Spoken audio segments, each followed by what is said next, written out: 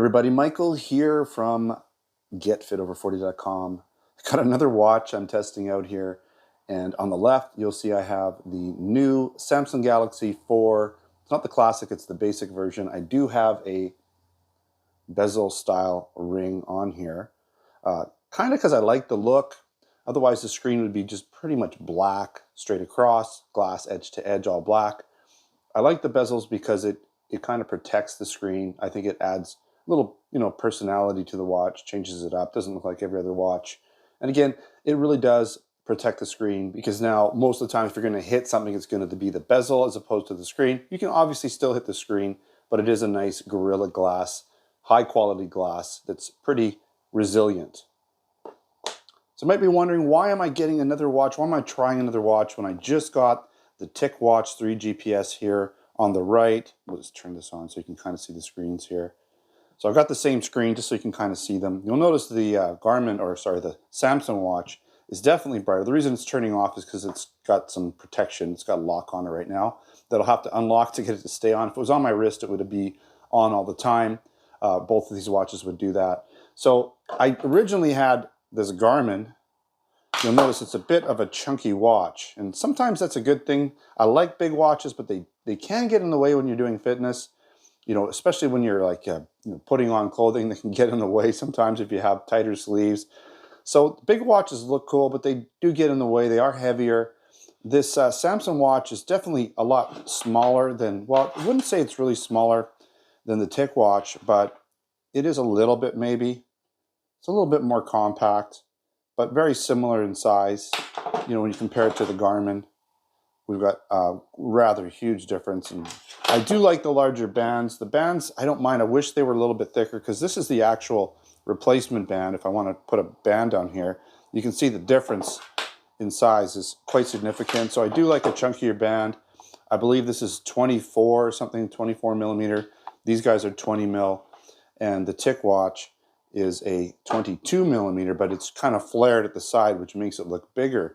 I do like the 22 millimeter bands. I think that's a nice compromise in size. I wish that Samsung came out with the 22 millimeter. There's more options in terms of bands. You can get these flared out ones a lot easier. I couldn't find the flared out ones, so I kind of had to get these bands for now. Maybe down the road I'll be able to get some more flared out bands. But I like to color match my bands with my clothing, change them up. They have these quick releases right there, these little quick release tabs, which makes them really easy to change out if that's what you want to do. Let me get rid of this guy for now.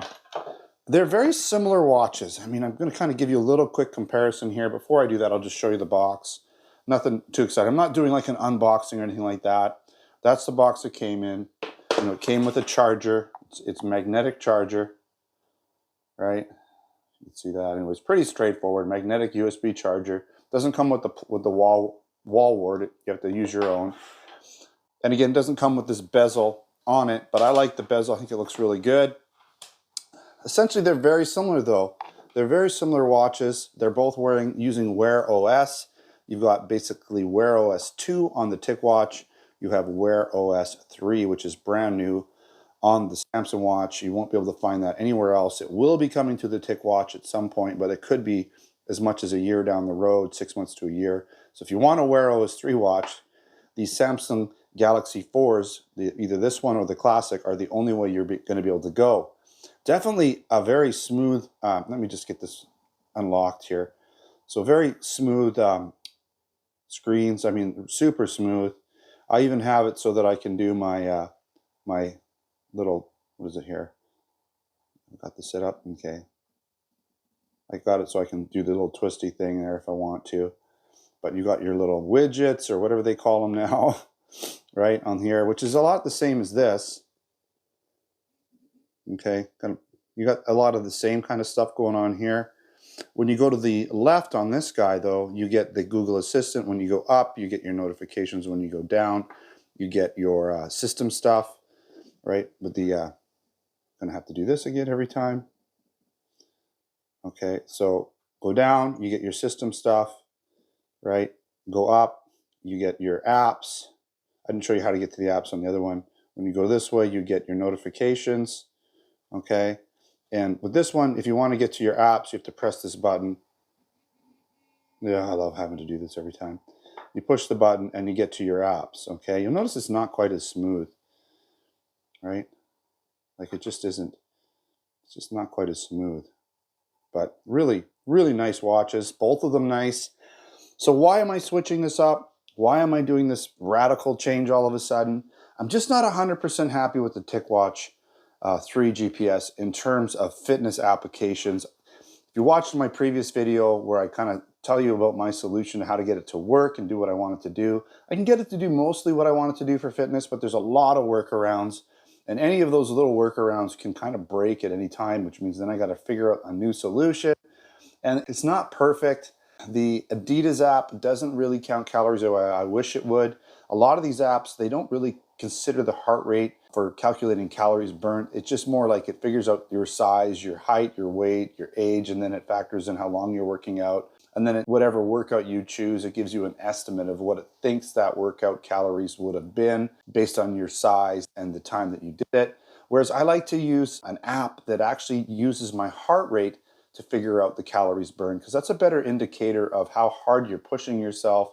Of course, you have to factor in time and size, like how much you weigh, all of that stuff, but heart rate is also very important, because I could be at the gym doing an hour workout and I could be on my phone half the time and I'll get the same amount of calories no matter how hard I'm pushing myself with most of these apps.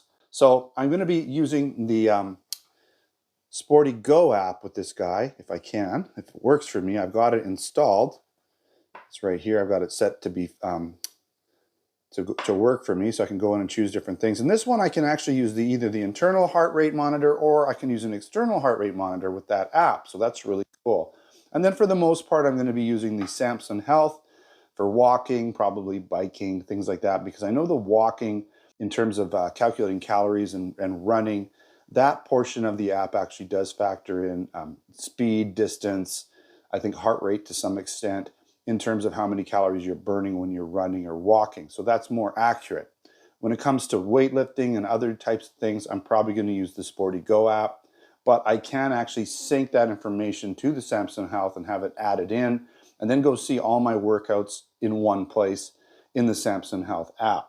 Now I'm going to be talking a lot more about that and probably doing a more full review where I show you more details about how I'm using the Samsung Galaxy 4 in terms of how I use it for fitness. In terms of being a smartwatch, I think they're both going to do a lot of the same stuff. You know, the Samsung Galaxy may be a little bit better because it's using the Wear OS 3.0, and it's just the way Samsung does things, it's always just a better solution. The hardware and the software all seem to kind of work together. Since Samsung is working with Google on Wear OS 3.0, they have a lot of input. This is hardware with software developed for it, so it's just going to be a little tighter and work a little bit better. All right, that's enough for this video. I will be doing an update video once I've had a chance to use the Samsung Galaxy 4, figure out if it's going to work for me in terms of fitness, smartwatch capabilities, all of that cool stuff. Thanks for watching. Don't forget to subscribe. Check me out on Facebook, Twitter, and Instagram. Until next time, take care.